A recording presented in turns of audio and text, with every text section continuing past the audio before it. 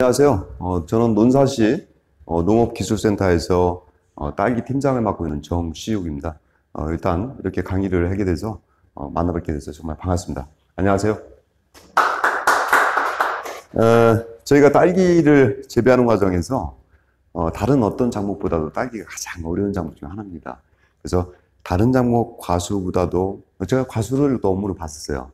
하지만 과수보다도 훨씬 더 어려운 작물이 딸기다. 딸기는 뭐 개화가 또 되고 또 벌을 넣어야 되고 화분화라는 그 관점이 또 있어요. 그래서 여러 가지 생육만 좋게 만들어서는 안 되고 꽃을 피게 만들어야 되고 또한 열매를 또 달아서 이렇게 재배를 동절기 때 겨울에 해야 되기 때문에 굉장히 어려운 작물이 딸기입니다. 그래서 저도 짧은 시간 안에 이런 것들을 설명을 드리기는 어렵고 대략적으로 이번 시간에는 딸기에 대한 전반적인 스토리를 한번 처음부터 끝까지 한번 진행을 들어보는 시간으로 이렇게 제가 진행을 또 하겠습니다.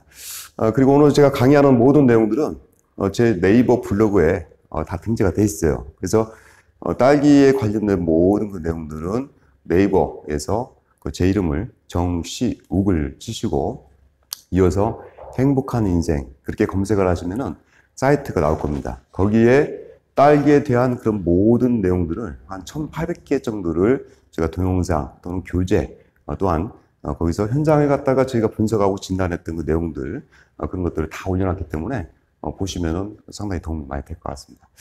이번 시간은 이제 고품질 딸기 재배 기술 그냥 처음부터 끝까지 가볍게 한번 들어보는 시간으로 이렇게 진행을 할게요. 순차는 가장 딸기로 또 육묘로 둬야 됩니다. 그래서 육묘의 종류, 우량묘 생산 기술, 그 다음에 정식, 그리고 정식 후 관리, 현장 사례 분석에 대해서 설명을 한번 드리려고 합니다. 육묘는 과거에는 저희가 이제 이렇게 노지 육묘라든지 노지 비가림 육묘를 했다가 최근에는 거의 포트 재배를 합니다. 그리고 비가림 포트 재배 육묘를 갖다가 거의 하고 있고 노지 육묘는 거의 없어지고 있다라고 보시면 되는데 왜 그러냐면은 딸기 생산이 촉성 딸기로 바뀌면서 비가림 하우스에서 포트 육묘를 해야지만이 우리가 정식 시기를 당겨가지고 생산을 11월 달에 또 할 수가 있습니다. 그래서 촉성 작형에 맞게끔 재배를 하다 보니까 딸기 재배 시즌을 땡기기 위해서 인위적으로 비가림 시설 하우스로 많이 바뀌게 되었다라고 이렇게 볼 수가 또 있습니다. 이제 과거에 했던 방식이죠. 노지육묘. 이건 뭐 이제 대충 보면은 거의 1월 말에서 2월 달에 수확하는 반촉성 재배를 할 때는 이렇게 해도 과거에는 관계가 없었어요. 근데 이 경우가 탄저병이라는 것이 굉장히 감염도가 높습니다. 그래서 탄저병 발생률이 높기 때문에 이런 노지육묘를 해가지고는 내가 원하는 시기 때, 예를 들어서 화분화를 갖다 유도하거나 병해충을 합리적으로 막을 수 없기 때문에 과거에는 거의 이렇게 했지만 최근에는 비가림 하우스로 거의 바뀌었다라고 이렇게 볼 수가 있겠죠. 이런 경우는 이제 이렇게 노지로 하다 보니까 별도로 시설을 하지 않아도 돼요. 비용은 적게 들어가지만은 사실 작업 여건은 굉장히 나쁩니다. 이렇게 여름철에는 7월달, 8월달에도 이렇게 작업을 갖다가 햇빛 아래서 하다 보니까 상당히 어렵고 지금은 이렇게 재배를 하게 되면은 거의 지금 하시는 분들이 많이 없다고 보실 수가 있어요. 그래서 이런 노지 육묘는 비가 계속 오는 과정에서 탄저병 발생률이 굉장히 증폭되기 때문에 지금은 거의 하고 있지 않다라고 보실 수가 있습니다. 지금은 이제 논산에서도 거의 이런 식으로 단동하우스에서 비가림 정도로 해가지고 그 대신에 층고가 높아야 돼요. 육묘기간 동안에 여름에가 되면은 그 고에 하우스 고에 공온이 정체가 됩니다. 그래서 딸기 육묘를 할 때는 하우스 한 동 정도에서 보통 5만 주가 생산돼요. 그래서 한 동 정도만 육묘장에 있으면은 그 한 동에서 5만 주가 생산되면은 나중에 정식할 때 한 동당 필요한 주수가 한 6,500주가 됩니다. 그래서 적어도 7동 정도, 7, 6, 42. 그러니까 대충 7동 정도로 갖다가 제거할 수 있는 그 양이 이 한 동에서 육묘장에서 나올 수가 있다라고 보시면 되겠죠. 그래서 기본 베이스는 딸기 육묘장 한 동을 반드시 가지고 있어야 돼요. 그렇게 하시는 것이 맞다. 그래서 지금은 이렇게 자기가 개인적으로 육묘장을 한 동 정도를 가지고선 딸기 농사를 하셔야 됩니다. 이건 과거에도 작은 육묘라고 해서 노지 육묘를 하다가 그 다음 버전이 비가림 하우스를 해가지고 땅에다가 비닐을 깔고 위에다가 마사토를 한 5cm 정도 깔고 나서 그 재배를 했던 작은 육묘, 뿌리의 어떤 근본을 제한한다는 의미에서 작은 육묘라고 했는데, 얘네들도 과거에 했다가 이 기술보다 더 좋은 것이 요즘에 포토육묘로 많이 넘어가고 있다. 그래서 이 기술도 한때도 그래서 요즘에는 안 한다. 그림상으로 설명드린 거고, 이런 것들이 한때 한 8년 전에는 좀 했었다라고 이렇게 볼 수가 있겠죠. 지금은 이제 포토용으로 다 넘어갔어요. 지금 모든 대한민국의 딸기를 재배하시는 분들이 현재까지 나온 시스템에서는 포토용으로 가고 있다. 포토 종류가 많죠. 뭐 24구, 28구, 32구, 39짜리 되게 다양했어요. 그러니까 딸기 산업이 발전하면서 포토의 형태도 굉장히 빠르게 발전을 했어요. 포토마다 또 편차가 또 있더라고요. 그래서 이 포토에서 딸기물을 또 합니다. 그래서 과거에는 땅에다 심을 때는 토경 흙에서 했지만은 지금은 인공 상토를 써가지고 거기다가 재배를 하고 있다라고 이렇게 볼 수가 있겠죠. 이게 바뀌고 있는 상황입니다. 확실히 이렇게 포토 재배를 할 때 우리가 약재 방제도 잘 할 수가 있지만은 화분화가 있어요. 딸기는 영양생장을 함과 동시에 생식생장이라고 해서 화분화로 넘어가야 됩니다. 그래서 딸기를 아무리 잎을 잘 키워도 화분화가 안 되면은 12월 달 가도 잎만 무성하게 된다는 거죠. 그래서 꽃대가 나와야 되는데 너무 본체를 딸기의 어떤 잎이라든지 줄기를 강하게 키우게 되면은 화분화도 안 됩니다. 그래서 그 부분에 대해서는 딸기가 화분화를 반드시 일으키기 위해서는 그 질소를 저비료로 가야 되는데 그 부분에 대해서도 그 뒤에 한번 설명을 제가 드릴게요. 요 그림은 이제 우리가 요즘에 가장 많이 유행하고 있는 우리가 고설 포토 육묘 재배 비가림을 했죠. 그래서 비가림 그리고 땅에서 무릎을 꿇고선 이렇게 작업을 하기 어려우니까 고설로 옮겨놨어요. 그러니까 허리 정도 높이가 되겠죠. 그래서 비가림, 고설 그리고 이것은 양액은 우리가 기계를 가지고 자동 관비기를 써가지고 비가림, 고설, 자동 양액, 육묘, 포토 육묘라고 이렇게 할 수가 있겠죠. 요 기술이 거의 가고 있어요. 요 기술에 대해서는 우리도 한때는 한 5년 정도는 어떤 기술이 맞냐라고 해서 한참 고민을 많이 했어요. 근데 여기에 대한 버전이 다 나와 있어요. 그래서 여러분 책자에는 자세하게 안 나왔지만은 육묘, 우량묘 진단이라고 해서 제가 이제 별도로 책을 또 만들어 놓은 게 있어요. 그래서 그걸 블로그에다가 탑재를 했기 때문에 그 편을 보시면 굉장히 세부적으로 나와 있습니다. 또한 동영상을 제가 몇 개 만들어놔서 우량 딸기 육묘라고 해서 올려놓은 게 있어요. 유튜브에 검색하시면은 또 확인할 수가 또 있습니다. 그래서 요거는 뭐냐면은 가운데다가 스티로폴 베드를 쓴 거예요. 베드를 쓰고 여기다 딸기를 심어놓은 상태고 여기 포토는 32구짜리인데 여기다가 혼합상토, 폴라이트하고 코코피트를 담아놓기 때문에 약간 희끗희끗하죠? 하얀 게 이제 폴라이트고 여기 이제 검은 거는 우리 논산 쪽에서는 코코피트를 많이 혼합해서 씁니다. 그래서 어떤 사람은 5대5 정도 섞기도 하고 어떤 분은 6대4 정도. 코코피트가 하얀색이 흙 진주함을 그 온도를 가열해서 튀긴 건데 되게 가벼운 돌이라고 보시면 돼요. 그래서 거기에다가 코코피트를 섞어서 쓰는 방법을 거의 논산에는 거의 하고 있다라고 보시면 돼요. 배드도 그렇게 써요. 거기다가. 요거는 이제 땅에다가 정식을 하기 위해서 그냥 마사토를 갖다가 깔고선 심는 방법을 쓰시는 분들이 있는데 지금은 거의 이렇게 넘어가고 있어요. 이쪽으로 다 가고 있어요. 이렇게 보시면 되겠고. 네. 이게 육류랑 재배할 때 똑같이 코코피트랑 이 폴라이트를 5대5로 똑같이 5대5나 매질이 같아야 되냐? 쉽게 얘기해서 우리가 어미묘 배드를 내가 원래는 가장 좋다라고 내가 개인적으로 본 것은 그냥 다 틀리겠지만은 스티로폴 배드를 쓰면은 배수가 11월 달에 잘 안 돼요. 11월 달에. 그래서 코코피트 대신에 폴라이트 돌가루죠. 그걸 넣어주게 되면은 물리적으로 걔는 물을 갖다가 흡착을 하지 않고 기기적으로 유지하기 때문에 배수가 잘 돼요. 그래서 대부분 논산농가들이 폴라이트 6, 코코피트 4 정도로 넣어가지고 스티로폴에다가 어미묘 또는 딸기를 수확하는 데가 쓴단 말이죠. 그러면 이 포트에다가 매질이 같아야 될 거 아니야. 그래서 그 매질은 가급적이면은 같은 게 좋은데 폴라이트와 코코피트 재질로 된 것을 같이 매질이 같으면 좋은데 요즘에는 조금 타협점이 있어요. 너무 포트에다가 폴라이트를 많이 넣다 보니까 물 주는 게 바빠. 그래서 건조하단 말이에요. 그래서 요즘에 논산농가들은 5대5를 쓰기도 하지만은, 펄라이트를 조금 낮추고, 코코피트를 높여가지고, 펄라이트 3, 코코피트 7 정도 이렇게 쓰기도 합니다. 매질이 약간 차이가 있겠죠? 그래도 그 정도는 괜찮다고 보시면 될 것 같아요. 근데 함량이 약간 틀리죠. 매질은 같지만 함량이 약간 틀리게 들어가는데, 저는 그래도 권장하고 싶은 것은 펄라이트 보통 5, 코코피트 4 정도가 화분화를 하는데도 유리하고 또 습을 갖다가 많이 잡지 않기 때문에 포트 상태에서 과습으로 인해서 썩어 들어간 것을 예방할 수 있기 때문에 5대5 정도를 제가 이제 권장을 합니다. 그 정도.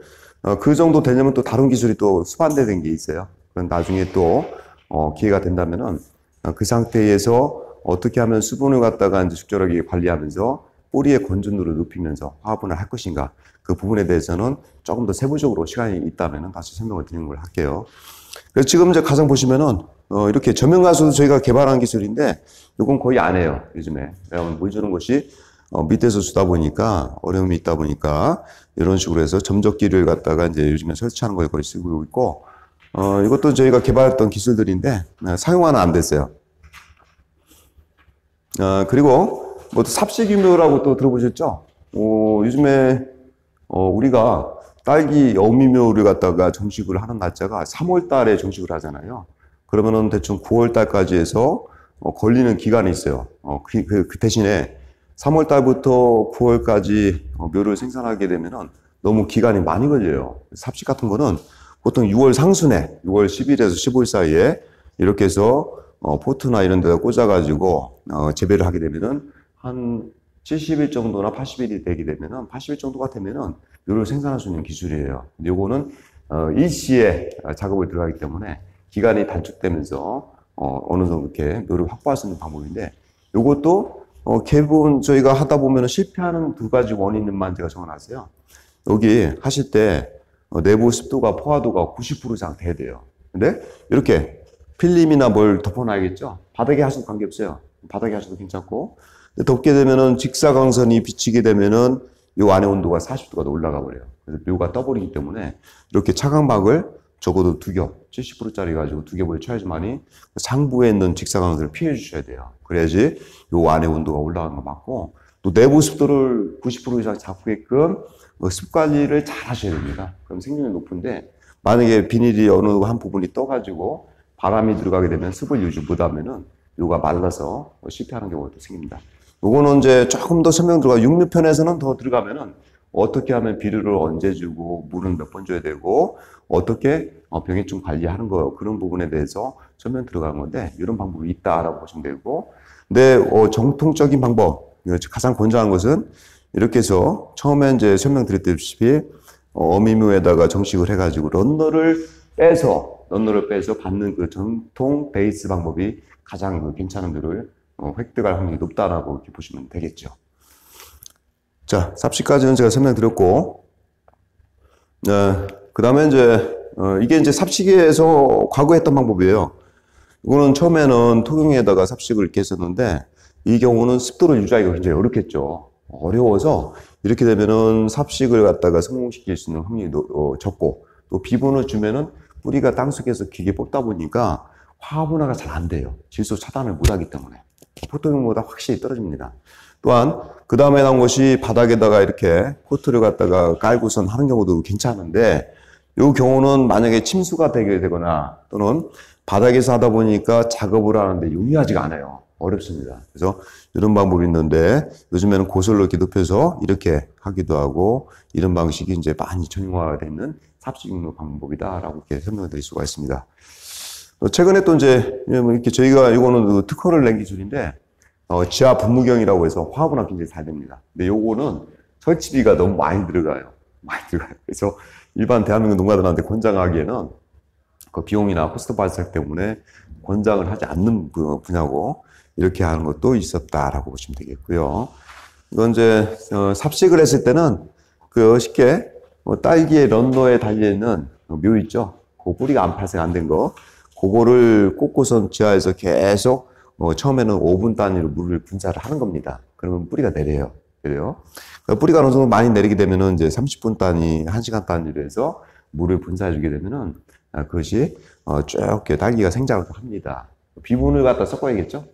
그렇게 하게 되면은 얘들은 황화문화가 확실히 빨라요. 그리고 뿌리 부분의 건조도가 매우 높습니다. 그래서 이렇게 하는 방법이 있는데, 요거는 제가 이제 비용 때문에 작업의 어떤 여건상 굉장히 곤란한 부분도 있기 때문에 또 그래서 적극적으로 농가에 권장을 하지는 않고 이렇게 이런 게 있다라고 보시면 될 것 같습니다. 지금 그래서 비가림 육면을 해야겠죠. 왜? 화분화를 시키기 위해서, 탄저병을 피하기 위해서. 두 번째는 고설 육면을 해야겠죠. 왜냐하면 작업이 편하니까. 세 번째는 포토 육면을 또 해야겠죠. 그래야지 화분화가 잘 되고 균일한 묘를 생산할 수가 있습니다. 그 다음에 양액 육묘.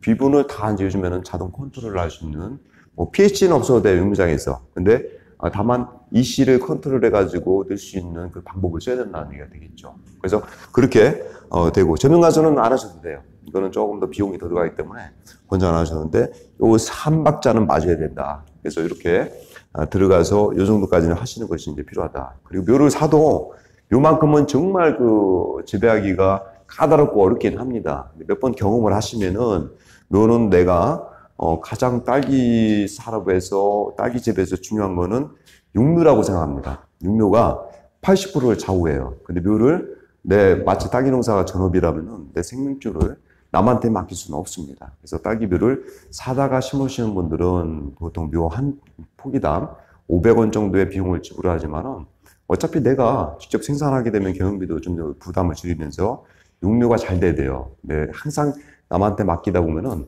이송하는 과정에서 열 발생 때문에 병반이 더 증폭되기도 하고, 묘는 또 묘를 갖다가 한 해는 잘하지만은 또 어떨 때는 이동하는 과정 또는 생산자가 묘에 대해서 제대로 생산을 못하게 되면 굉장히 타격이 큽니다. 그래서 나의 생명을, 나의 딸기농업의 생명을 남한테 맡길 수는 없다라고 이렇게 볼 수가 있겠죠. 그래서 육묘만큼은 직접 하셔야 됩니다. 그래서 과연 그럼 이건 저희가 이제 과거에 했던 방법이에요. 이건 이제 과거에 저희 포장해 있던 건데 저희도 싹 바꿨죠. 이거는 제가 이제 최근에 우리 뭐 이런 식으로 해서 다들 바뀌고 있다는 얘기가 되겠죠. 그래서 종합적으로 설명드리면 딸기 육묘를 제가 이제 뭐 여러 가지를 제시했지만은 딸기 육묘는 조금 더 설명드리면은 원래 묘를 확보하는 것은 지금 정도 확보를 이제 시작을 들어가야 돼요. 꽃이 지금 어느 분들은 폈고 늦으면은 10월 보통 한 지금 정도 펴 나오기 시작하거나 지금 꽃대가 비치는 정도가 되는데 지금 나오는 넌너가 강력하게 나와요. 두껍게 빠져요. 그래서 한 동에 어미묘를 심게 되면 과연 몇 주가 필요할까? 대략적으로 4,000주를 넘지 않습니다. 그러면 4,000주 미만이면 충분히 해요. 런너를 일부러 막 발생시키지 말고 내가 필요한 어미묘를 획득할 때는 지금 나오는 1번 런너, 꽃이 피면서 나오는 런너를 확보해서 쓰는 것이 병반에 걸리지 않을 확률이 가장 높습니다. 채공기 좋기 때문에. 그래서 그 묘를 확보하는 것이 지금 때예요. 그래서 발근을 시켜야겠죠. 발근을 갖다가 어느 정도 시켜야 돼요. 그랬다가 저온 장고에다가 집어넣는다든지 아니면은 어미묘를 별도로 관리할 수 있는 육묘장에다가 넣어서 관리를 해주는 단계가 들어간 다음에 아까 3월달, 3월 10일 정도나 15일 사이에 정식을 해줍니다. 5주 정식을 하고 나서 얘를 런너를 통해서 묘를 받는 시기는 5월달, 6월달. 근데 이 시기가 늦어버리면은 런너를 지금 받을 수가 없어요. 촉순재배에서. 가장 안정적인 것은 심는 시기도 컨트롤해야 되고 6월달까지는 묘를 다 받으셔야 돼요. 더 늦게 되거나 7월달, 8월달에 받게 되면은 묘가 묘력이 짧기 때문에 화분화가 안 된 것을 우리가 심게 된다는 거죠. 그래서 불시출래가 많아요. 어떤 것은 꽃대가 나오는데 어떤 꽃대가 안 나오는 것도 있다는 얘기죠. 그래서 그런 것을 편차를 없애기 위해서 받고 그 다음에 7, 8월 달에 70일 정도 컨트롤도 하셔야 됩니다. 이런 과정 거쳐서 9월 달에 참여가 되는데 이 기간이 상당히 길어요. 10개월 정도 소요가 됩니다. 사실은. 그래서 본격적인 것은 이때부터 이렇게 카운트를 하는데 전체 묘를 생산하는 것은 이때부터 지금부터 내년 묘를 생산하는 것이 들어간다라고 보시면 될 것 같습니다. 예. 그 상태가 되고 모주 선택은 가장 중요한 게 대부분 모주 선택에서 망하는 경우가 많아요. 그래서 모주 선택할 때는 그 어떤 분들은 해마다 그 하우스 한 동에서 탄저병이나 시드름병이 병반이 심하게 발생됐는데 그 중에 개중에 멀쩡한 것을 갖다가 선택한다고 해서 그걸 선택하는데 하우스 한 동에서 탄저병이나 시드름병이 뭐 10% 이상 발생됐던 그런 지역에서는 별도로 발수를 하지 않습니다. 왜냐면 감염돼 있을 확률이 높아요. 지금은 정식할 때 시드름병 포자가 있지만은 병반을 이겨내고 크는 상태라는 얘기죠. 우리 똑같이 바이러스나 공기 중에는 여러 가지 바이러스가 있겠지만은 내가 면역력이 약하다면은 그때 병반에 감염되는 것처럼 똑같이 요것도 보면은 모주를 선택할 때는 지금 그걸 골라서 해야 되는데 요가 상태가 좋은 포장에서 그걸 발주를 하셔야 된다는 거예요. 그래서 병반이 많은 쪽에서 하게 되면은 그것을 심었을 때에 20배수가 증수가 되는데 그것 또한 나중에 병반이 시작돼서 그 잠복을 해 있는 상태에서 나중에 그것이 전이가 되게 되면은 급속도로 늘어난다는 얘기죠. 모주 선택은 굉장히 중요한데 이왕이면 탄저병, 시드름병, 바이러스가 없는 묘를 선택을 하셔야 됩니다. 그래서 근데 요거까지는 알 수가 없어요. 실제 탄저병과 시드름병 지금 딸기에서 가장 무서운 병 뭐냐? 옛날에 노지 재배할 때는 탄저병이었어요. 근데 지금은 시드름병이 가장 넘버원, 가장 무서운 병입니다. 얘를 막고 얘를 탄저병을 막는 약제를 사용하다 보면 나머지 다른 흰가루병이라든지 또는 거기서 딸기에서 문제가 많이 되고 있는 제피콤팡이라든지 그런 약제가 얘들 기준에서 나온 약제를 쓰면 같이 방지가 되는 경우가 많이 있어요. 그래서 요것은 가장 우리가 주요한 것은 저 두 가지 병이 없는 것을 선택을 해야 되는 거고. 그리고 우리가 보면은 아까도 이제 일본 잠요 요거는 개화전 지금 막 나온 거예요. 지금 개화전에 나와서 개화되면서 또 나오는 일본 잠요가 세력이 가장 좋거든요. 그리고 생장이 빨라. 그 하루 들어서 보면은 하루 이렇게 보면 넌너가 나오죠. 근데 따주긴 따주는데 필요수는 따줘야 돼요. 근데 필요한 것만 다 이렇게 만들어야겠죠.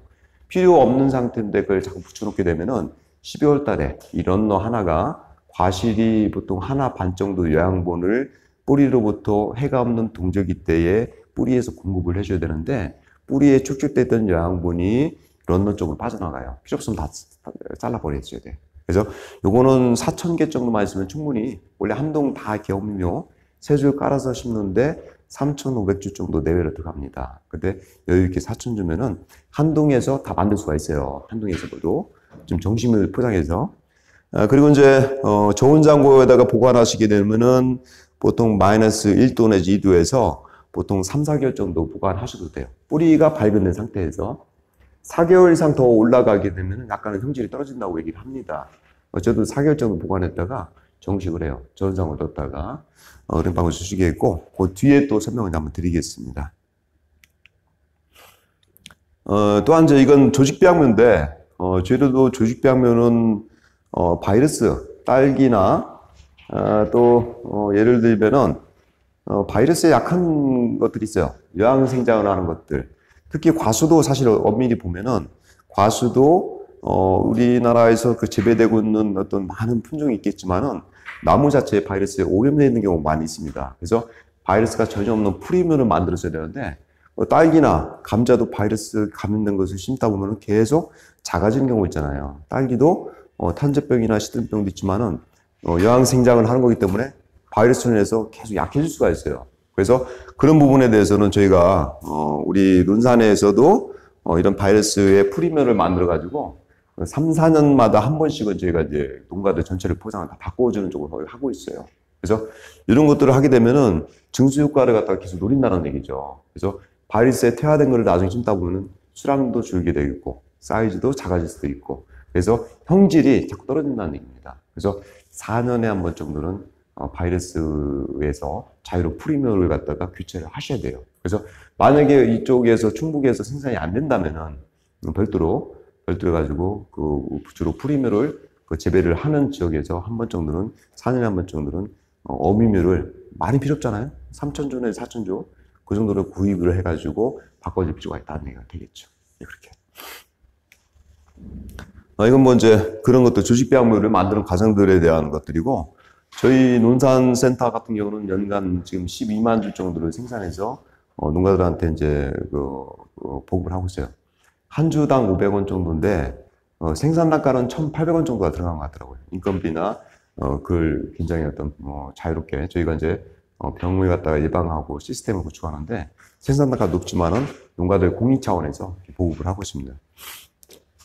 이거는 아까 말씀드린 대로 지금 토경도 마찬가지지만은 이렇게 넌너가 일본 넌너가 꽃이 피고 있을 때 약간 사실상 그림은 넣는데 이렇게 넌너가 강력하게 나와요. 넌너를 따주고 지나가다 보면 하루 사이 뭐 2cm, 3cm 크는 느낌이 들어요. 그래서 굉장히 빠르거든요. 그래서 지금은 뭐 그 위에서 아주 작을 때는 뽑아주면 되는데 지금 굵기 때문에 그냥 그 가위 갖다가 커팅하는 정도로 이렇게 하기도 하고 합니다. 이런 것들을 필요한 만큼 내가 생산을 해서 포트 받기를 한다든지 이렇게 해서 발근을 시켜야겠죠. 이렇게 이런 작업이 있겠죠. 요즘 제거할 때 어느 정도 길이를 잘라주면 돼요? 런너 제거할 때 10cm 미만, 15cm 큰 것은 뽑아도 똑똑 뽑혀요. 그래서 가급적 그 근부에서 가깝게 뽑아도 돼. 왜 또 밀고 나오거든요. 근데 그렇지. 근데 이제 더 크면은 런너가 강하게 크면은 그것이 이거 당길 수가 없어요. 안 빠져. 그때는 그 가급적이면은 좀 우리가 보면은 관부에서 가급적 밀도를 가장 가깝게 2cm 정도 내에서 2cm 정도 놔두고 나서 잘라도 관계 없어요. 그 정도. 그러니까 그것을 계속 놔두게 되면 그쪽 영양분이 손진되면 또 그저 자른다고 하더라도 일찍 자른 것은 또 밀고 나오거든, 좀 더. 밀고 나와. 가급적 붙여서 잘라도 그쪽으로 런너는 계속 그 안에서부터 밀고 나오는 부분이 아직까지 있기 때문에 가급적 바짝 잘라주세요. 너무 붙여 자르면은 괜시리 그것을 그 부분에서 병반이 들어갈 수 있기 때문에 보통 1, 2cm 정도 잘라주면 돼요. 가급적이면 제거를 해주세요. 어렸을 때. 근데 돌아서면 나오죠. 돌아서면 나와요. 그래서 이렇게 월동면은 반드시 월동을 해 주셔야 돼요. 근데 만약에 우리가 재배 포장에다가 재배 포장은 겨울철에 온도가 안 떨어져요.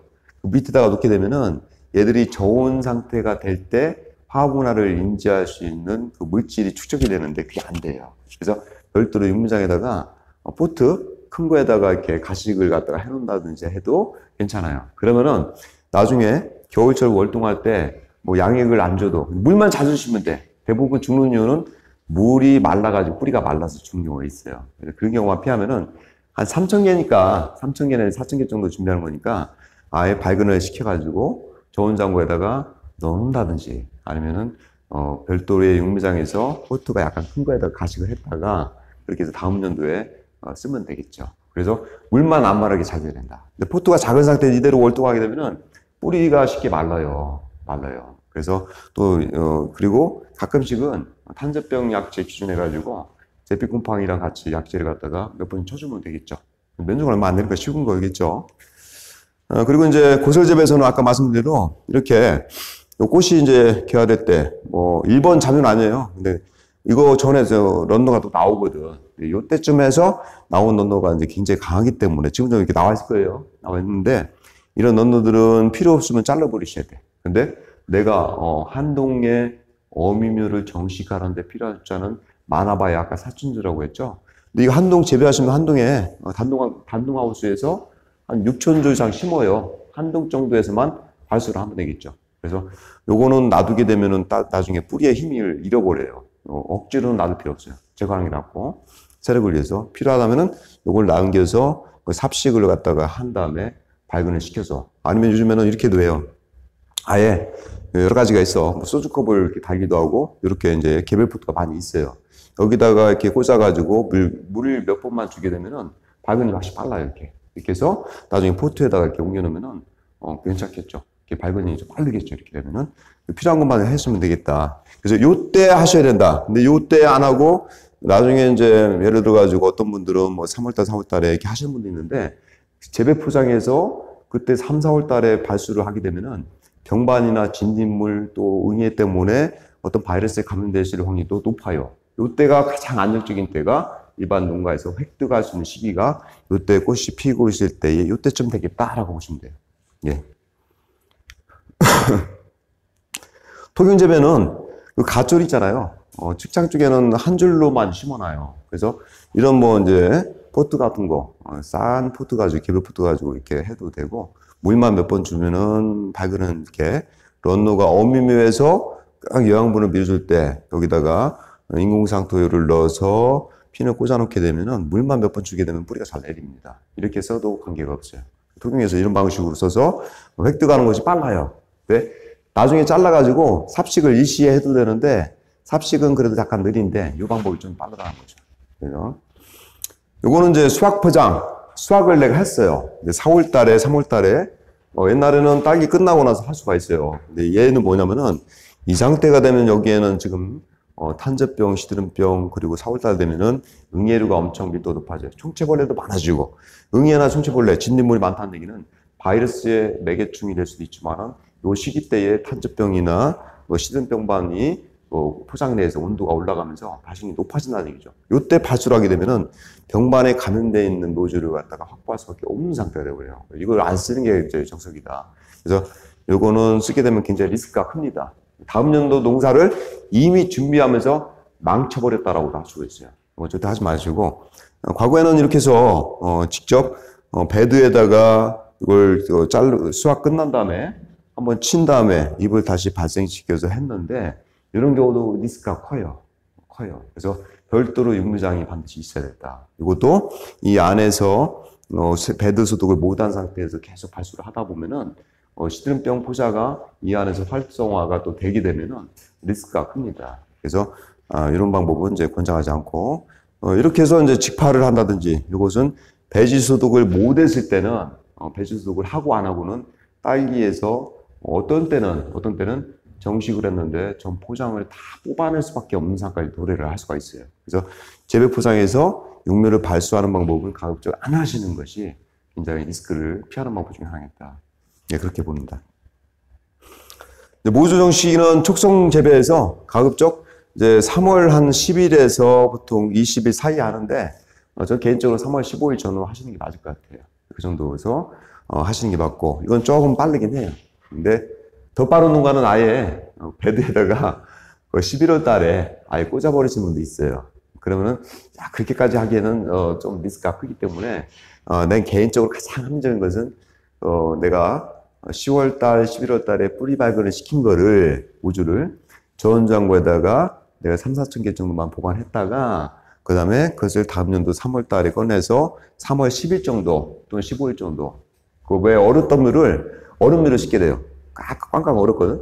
심게 되면은 얘가 해동되는데 한두 잎 정도는 나가 떨어지거든요. 요초 현상이 있어요. 그래서 냉동대묘를 심을 때는 가급적 3월 10일에서 15일 정도 심는 게 맞는 것 같아요.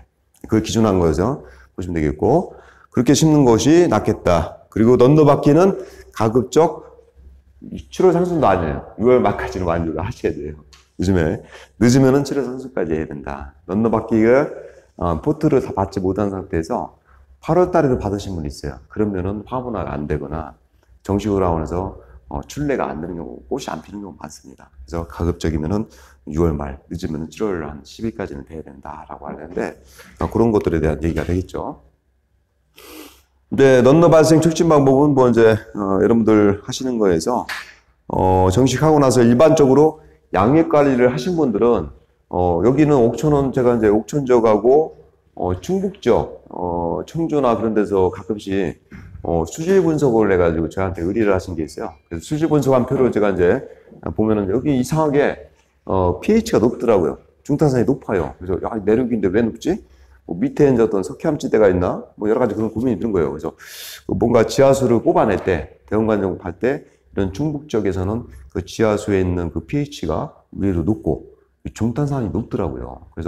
그래서 여기는 이씨는 설항에서는 일반적으로 0.9 정도를 이렇게 육류할 때 컨트롤해서 간다라고 보시면 되겠고, 이것은 뭐 대충 이렇게 현재로서는 이해를 하셔야 될 것 같고, 이씨는 뭐냐면은 설명드리면은 비료의 어떤 양을 우리가 관비기계, 스마트팜에 나가보시면 여기도 이제 관비기계가 있는데 거기에서 컨트롤할 때의 비료의 총 양을 계산한 겁니다. 근데 요거는 지하수에 있는 비료 양이 또 있어요.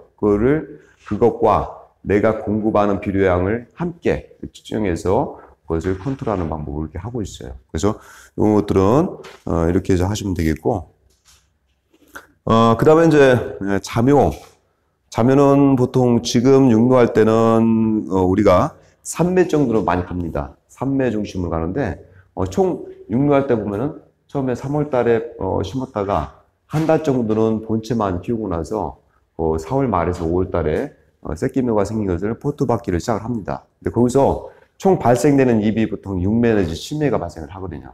기존에 발생되는 잎하고. 그래서 많게는 8매까지 됩니다. 근데 그런 것들인데 나중에 화분화를 위해서는 잎은 3매로 가셔야 되는 단계가 또 있어요. 그건 조금 뒤에 설명을 드리고, 그 다음에 이제 우리가 우량매라는 게 간단해요. 우량매 앞서 설명드린 대로 병반이 일단 없어야겠죠. 병반 없는 건 기본이에요. 그래서 딸기 농사 질 때 가장 어려운 게 뭐냐라고 저에게 묻는다면은 사실은 병해충 방제입니다. 병해충 방제고, 두 번째가 이제 이런 어떤 육묘를 종합적으로 할 때 육묘 과정이라고 하는데 육묘를 화분화를 유도하는 과정까지 같이 들어가야 되는 부분이기 때문에 두 번째가 화분화라고 저는 생각합니다. 요거는 뭐냐면은 뿌리의 우량묘란 것은 뭐냐? 뿌리의 묘령을 따질 때 뿌리가 발견되는 시점부터 따지는 겁니다. 자, 새끼묘는 생기죠? 이렇게 이제 새끼묘가 이제 앞전에 보면은 이렇게 묘가 넌너가 나와서 이렇게 묘가 생기는 시점을 갖다가 우리가 묘령이라고 하지 않고 뿌리가 발견되는 날짜를 갖다가 우리가 따져가지고 묘령이라고 합니다. 그래서 요 뿌리가 발견되는 시점을 언제부터 시작하냐? 보통 육묘할 때는 6월 25일부터 물을 주면서 본격적인 발견을 유도를 합니다. 그래서 그 타임을 가지고 하는데 요것도 관보가 가급적이면 두꺼우면 좋겠다라고 생각을 하고 있고 그 대신에 뿌리는 요것이 발견된 날짜가 이제 적어도 정식하기 전에 9월 10일 날 내가 정식을 한다면은 70일 전부터 발견이 됐으면 좋겠다. 그래서 보통 많이 쓰는 게 70일에서 80일 정도 발견된 걸 많이 씁니다. 묘령이 또 뿌리 발견되는 날짜가 짧아지게 되면은 묘령이 약간 줄어들면서 묘의 소질이 떨어지는 경우가 있어요. 다만 이 묘에 대해서 너무 지나치게 관부 두께를 두껍게 하기 위해서 비료를 갖다가 질소 비료나 그런 비료들을 과다하게 넣다 보면은 관부는 두꺼우지만은 화분화가 안 된 묘를 유도할 수밖에 없는 경우도 있어요. 왜냐하면 최근에는 육묘가 전반적인 게 다가 아니라 육묘는 병해충만 없게 되면은 고솔재배에서 정식하고 나서 정방향으로 화분화를 유도할 수 있는 방법이 여러 가지 기술이 또 있습니다. 그래서 너무 묘의 두께에 집착을 많이 하시다 보면은 비료를 결국 더 줘야 되는데 그렇게 돼 있을 때 묘를 갖다가 재배하는 과정에서 화분화를 유도를 못하는 실패한 상태가 되기도 합니다. 그래서 그런 관점에서 너무 두껍게 여기에 대해 집착하지 마시고 대략적으로 병해충이 없고 뿌리 발견은 적어도 70일, 80일 정도 만들면 되겠다라고 보실 수가 있습니다. 또 그리고 이건 이제 앞서 설명드린 거예요. 70일 정도 된 것이 확실히 우량묘를 획득할 수 있는 확률이 높다 라고 그렇게 얘기를 한 거고요. 그런 것들이 대묘라고 하는데 생산성도 좋고 좋다. 근데 요거는 옛날에 육묘 관점에서 본 거고 최근에 고솔재배 기술은 묘가 이렇게 안 돼도 작아도 화분화만 돼 있고 병해충만 완전 우리가 방제를 돼 있으면 고솔재배에서 정식하고 나서 얼마든지 체력을 다 잡을 수가 있어요. 그 이후에 버전의 기술이 생겼기 때문에 여기에 대해서 너무 집착하지 마셔라 라고 이렇게 한번 설명을 드립니다. 자, 그리고 보통 4월달, 6월달에 이렇게 유인 작업을 합니다. 너무 정식을 하고 나서 한 달 정도는 번째만 키우는데 4월달, 6월달에 이렇게 쭉 런너를 유인을 하겠죠. 그리고 핀꽂이를 해요. 그리고 차강을 씌우는 것도 있죠. 육묘할 때 차강 씌운 것은 런너가 한두 개 탈 때, 보통 일반적으로 우리 논산에서는 차강막을 준비할 때 햇빛이 강할 때 탑니다. 그래서 요거 피복을 일주만 하시는데 뭐 비싼 필름 PO 같은 거 쓰지 마시고 그냥 PE 필름 한 겹 정도면 충분해요. 그 정도에다가 차강막은 우리가 해보니까 30%대는 런너가 나오다 타는 경우가 있어요. 열상을 입어버려요. 70%대는 너무 차강을 많이 합니다. 가장 적절한 것이 55%짜리 설치해가지고 땡기치면 50%가 나와요. 그 정도가 가장 타입점인데 설치 시기는 대략적으로 5월 초, 빠른 경우는 4월 말 정도가 될 수가 있습니다. 그래서 여기 노를 말아놨다가 근데 런너가 차기 시작하면 일시 타요. 왜 타냐? 포트 쪽으로 이렇게 진행되면서 포트에 열이 발생돼요. 열 때문에 보통 포트의 열이 한 5도까지 올라가는데 이렇게 런너가 지나가다가 쉽게 해서 점적호수, 테이프 쪽 있죠? 거기에 단다든지 하게 되면은 열상을 입게 돼요. 그래서 차강막을 55% 정도를 쳐보니까 그 정도면 타입점이 되겠더라. 더 강하면 안 되고, 그래서 그 정도가 가장 적당한 것이다라고 보실 때고, 모주절단은 대략적으로 이제 요즘 빨라졌어요. 7월 한 중순 정도면 모주하고 이 자묘에 독립을 합니다. 요즘은 이거는 최소 못해도 정식 한 달 전에 하라는 건데 요즘에 병해충 방제나 그리고 여러 가지 육묘를 화분화 컨트롤하기 위해서 7월 한 15일 정도 전후에 어미묘와 자묘 독립을 합니다. 그리고 자묘와 자묘 사이 독립은 대략적으로 정식하게 한 15일 전이나 10일 전에 하시면 맞겠습니다.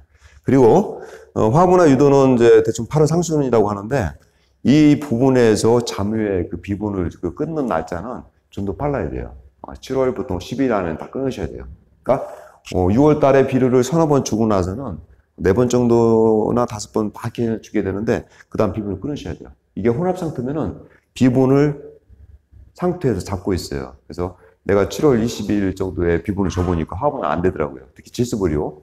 다른 건 줘줘도 돼. 다른 거 인산이나 가리나 그런 것도 좀 줘도 되는데 질소가 7월 10일 이후에 계속 들어가면은 화분화이드를 못 하더라고요. 은산 기준에서. 근데 여기는 지금 이쪽에는 옥천에는 산이 좀 있고 내륙이다 보니까 나가는 온도가 좀 더 떨어진다면은 제 개념보다는 조금 더 늦게까지 줄 수가 있지만은 전반적으로 논산 기준 하면은 7월 10일까지 요 포트에다가 몇 번 정도 비분을 넣었다가 끊으셔야지만 화분화가 된다라고 보시면 될 것 같습니다.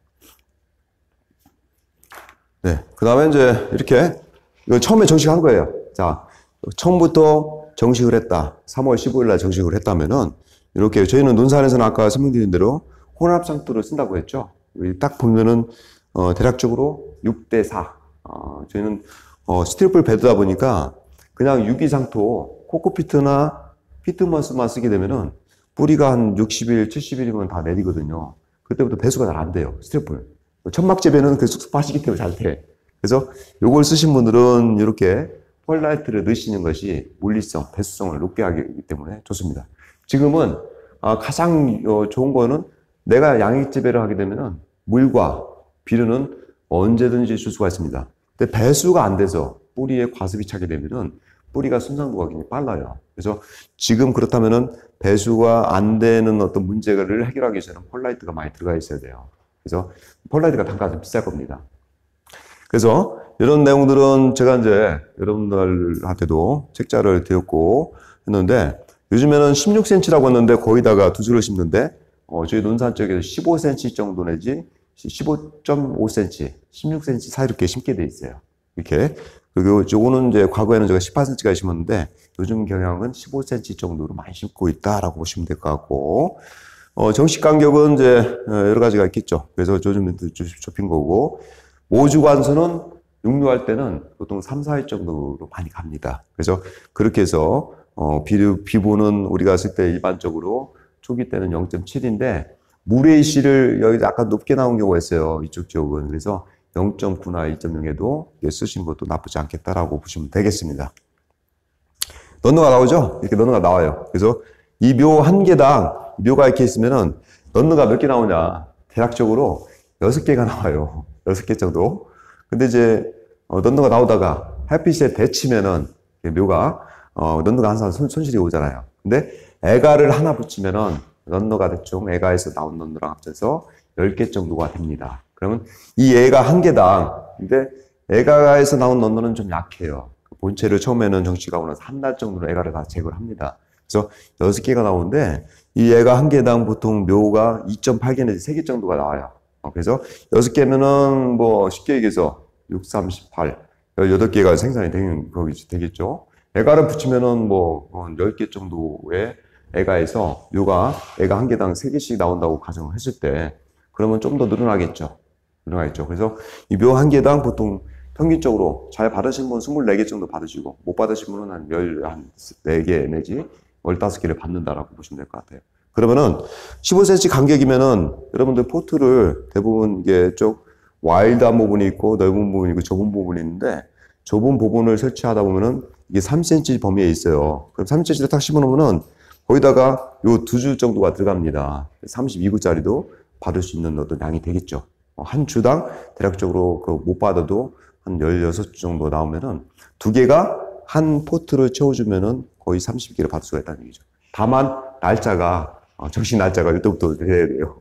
너무 늦어지면은 타임을 갖다가 6월 말까지 못 받기를 못 합니다. 나중에 8월 달까지 받으면 다 받겠죠. 그러나 그때는 묘가 정식한 날짜로부터 뿌리 발근이 되는 그 타임을 계산할 때 70일 묘를 얻으려면은 그렇게 모든 것이 타임적으로 받아야 또 떨어져야 된다는 얘기죠. 심는 거리도 그렇게 하시는 게 낫고. 그리고 애가는 구태여 안 남기시는 게 좀 좋긴 좋아요. 충분히 가능하기 때문에. 그래서 이런 방법으로 해서 런너가 발생됐을 때에 되겠다. 근데 여기다 포트로 이렇게 설치를 했어요. 그럼 포트가 지나가다가 여기 점적기라든지 그런데 지나가면서 열상을 입기 때문에 55%짜리 차간막을 씌우는 게 좋겠다. 너무 일찍 심으면 안 된다라는 얘기가 되겠죠. 자, 그렇게 런너 유인을 해갑니다. 유인을 해서 6월 30일까지 받는 거, 이때까지 하셔야지만이 좋은 멸을 생산을 갖다 우리가 할 수 있겠다라고 이렇게 보시면 될 것 같습니다. 그리고 너무 늦게 돼서 뭐 8월 달에 받게 되는 경우는 멸을 못 쓰겠죠. 7월 10일까지 늦어도 하셔야 되겠다. 그래야지 여기다 물을 주면서 뿌리 발근이 되면서 이런 걸 갖다가 적어도 80일 정도 내외 되는 거를 우량멸을 획득할 수가 있겠다라고 보시면 되겠습니다. 자, 여기서 또 한 가지 그 질문을 많이 하더라고요. 남부지방에서 전화가 많이 왔어요. 경상도 쪽에서 왔을 때 이 포트멸을 처음에 우리도 실패했던 게 뭐냐면은 이 포트를 이렇게 만들 때 포트멸을 이렇게 만들죠. 근데 넌너를 너무 일찍 받아가지고 핑크질해가지고 어떤 분이 4월 달부터 물을 주기 시작해요. 여기다가 주기 시작해요. 그걸 실패합니다. 이 포트에서 4월 달부터 물을 주게 되면은 5, 6, 7, 8, 9, 5개월 동안 이 저번 120ml도 안 되는 포트에서 150ml 버텨야 되는데 뿌리가 다 썩어버려요. 썩어버려요. 그래서 뿌리의 어떤 일반적인 어떤 저온이란 게 있는데 생육 기간은 공식적인 것은 뭐 60일 정도밖에 안 된다고 하지만은 포트 상태에서 관리에 따라서 보통 제가 볼 때 90일이나 그 이상 넘어가면 뿌리가 또 썩습니다. 새거는 그것도 못 가요. 새거는 가는 뿌리는 한 50일도 안 돼요. 제 수명이. 그래서 요거를 너무 일찍 물을 주기 시작하면 다 썩어버리는 상태가 되더라고요. 그것 때문에 농가들이 많이 실패해요. 네.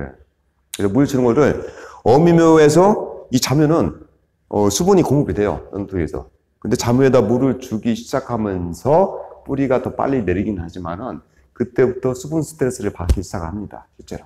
그거를 컨트롤 하시는 것이 단순한 건데 그 단순함 때문에 많이 실패를 하시더라고요.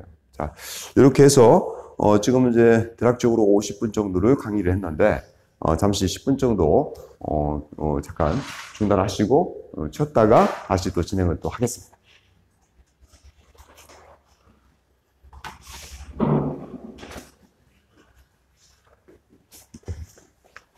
안녕하세요.